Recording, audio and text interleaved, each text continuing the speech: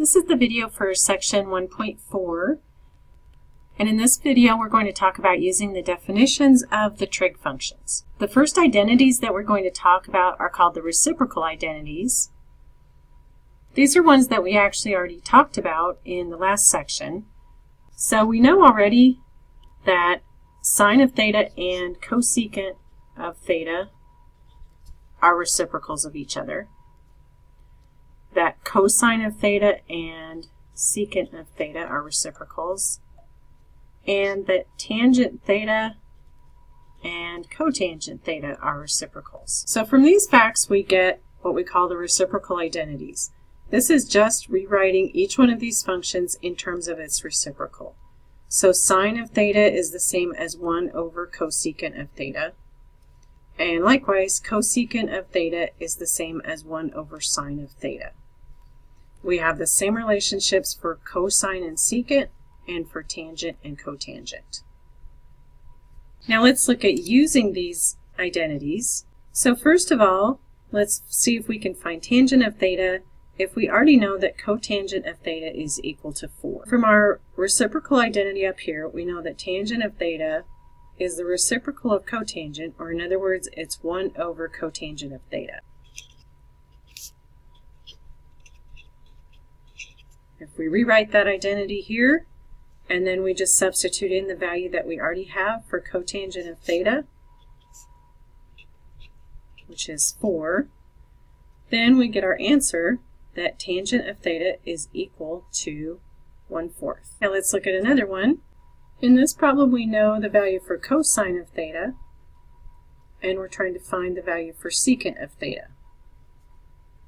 We already know that these two are reciprocals. That tells us that secant of theta is the same as 1 over cosine of theta. So we could do this just by using this identity and replacing cosine of theta with the value that we have here.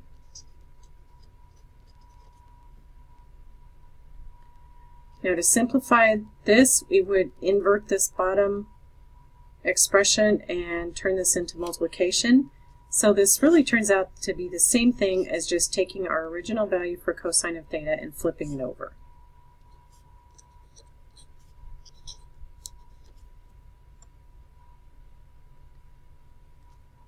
Now for this one, if we want to rationalize the denominator, then we would want to multiply the top and the bottom by the square root of 5.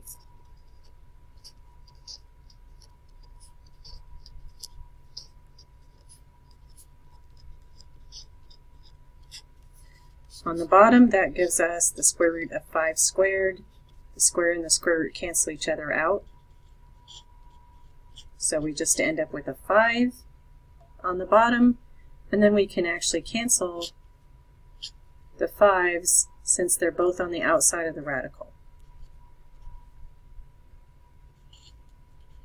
So another form of the answer for this would just be negative square root of 5.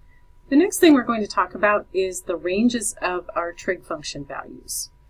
So first let's go back to our idea of our trig functions when we have an angle and we have a point on the terminal side of the angle. So we have the point xy that's on the terminal side of our angle theta, and that is what gave us the x and the y and the r. Now because this is actually a right triangle, the r is the hypotenuse.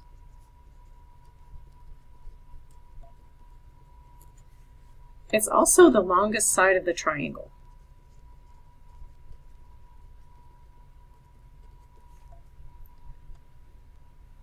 So that means in the cases where we actually have a triangle that the r has to be a greater distance than either the x or the y. There are some special cases if we have quadrantal angles where the r could be equal to the x or the r could be equal to the y. So what this tells us is that x is less than or equal to r, and also y is less than or equal to r. If we look at the definitions of our trig functions, let's start with the cosine of theta. the cosine of theta is x over r. And if we look at how the x and the r are related, the x is always less than or equal to the r. What that means is that the denominator of this fraction is always going to be equal or greater than the numerator, which tells us that this value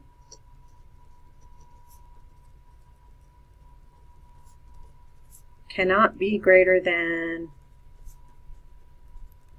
1. So the largest value that this could have would be 1, and that would be if the x and the r were the same. Also, this value cannot be less than -1. So if the x were negative and the value of x was the same as the negative value of r, then we would get an answer of -1. But anything between that, we would get a value between -1 and +1. So that tells us that our value of cosine is between -1 and +1, or if we want to list it as an interval,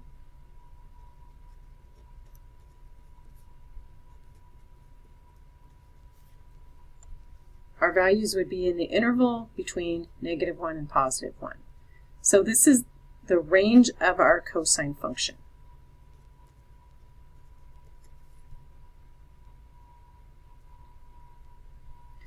We can do the same thing for sine of theta because it's y over r.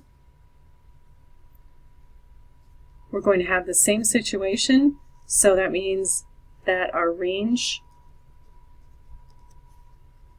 is going to be the interval between -1 and +1. Now while we're looking at these two, we can also look at their reciprocals. So the reciprocal of cosine of theta is secant of theta. That is r over x. And this is going to have kind of the opposite situation from what we looked at with cosine, because now the r is on the top. The r is always greater than or equal to the x, which means that this value must be at least 1, or it has to be less than or equal to -1. So where our cosine had to be between -1 and +1, our secant value can't be between -1 and +1. So our range for the secant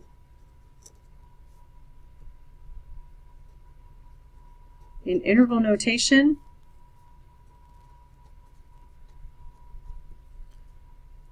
would be from -infinity to -1 and from +1 to infinity. If we think about cosecant of theta, that's r over y, we're going to have the same situation that we did with the secant. So again, the range in interval notation is from -infinity to -1, and then from 1 to infinity. Now last of all, we can look at tangent and cotangent. The definition for tangent of theta is y over x. Now these two values don't have really any relationship to each other. So in other words, the y value could be anything and the x value could be anything. So for this one, this can have any value. It's possible for tangent of theta to be anything, positive or negative. So our range in interval notation is -infinity to +infinity. We would get the same thing with cotangent of theta because it's x over y. It can also have any value, so the range for our cotangent function is -infinity to +infinity. So here's a table that spells all this out for us. And remember, when we're talking about this, we're talking about the range of the function. So our input value is the theta. The range that we're talking about is our output values. So this is talking about output values and what they can possibly be. So this y that we're talking about here is a different y than the point we had in our picture. So for sine and cosine, the output values are between -1 and +1. If we look at that on the number line,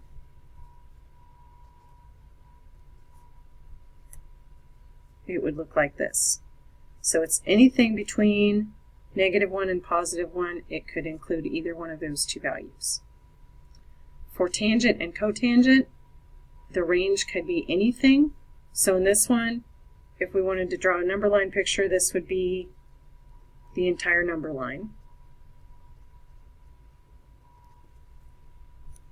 And for secant and cosecant, these ones are exactly what the sine and cosine can't be. So where sine and cosine were both between -1 and +1, the secant and cosecant are going to be the two ends of the number line.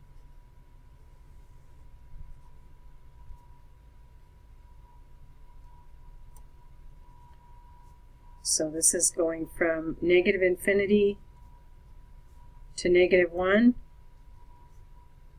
Then it's skipping the part between -1 and +1.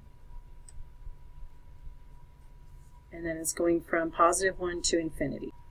So let's just look at some function values and decide whether they would be possible or not, given the range of our functions.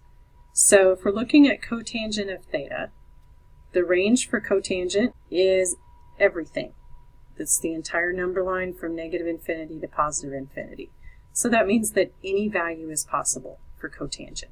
So this value would be possible. For this one, because our range is -infinity to +infinity, that means that yes, a value of -0.999 is possible.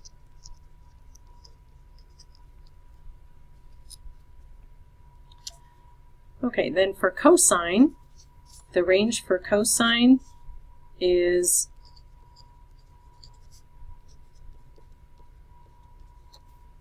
between -1 and 1. Let's put this on the number line.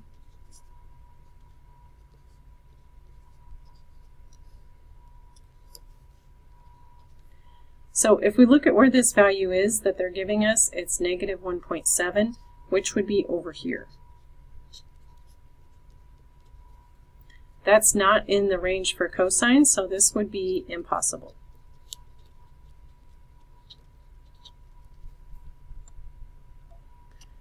Okay, and last of all, for cosecant of theta, the range for this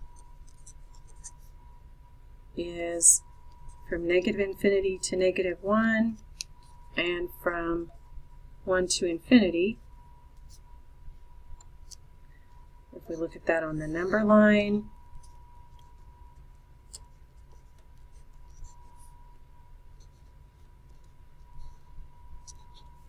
it looks like this.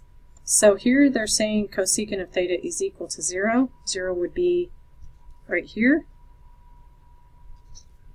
So that's not possible because 0 is not in either one of those two intervals. So this one would be impossible.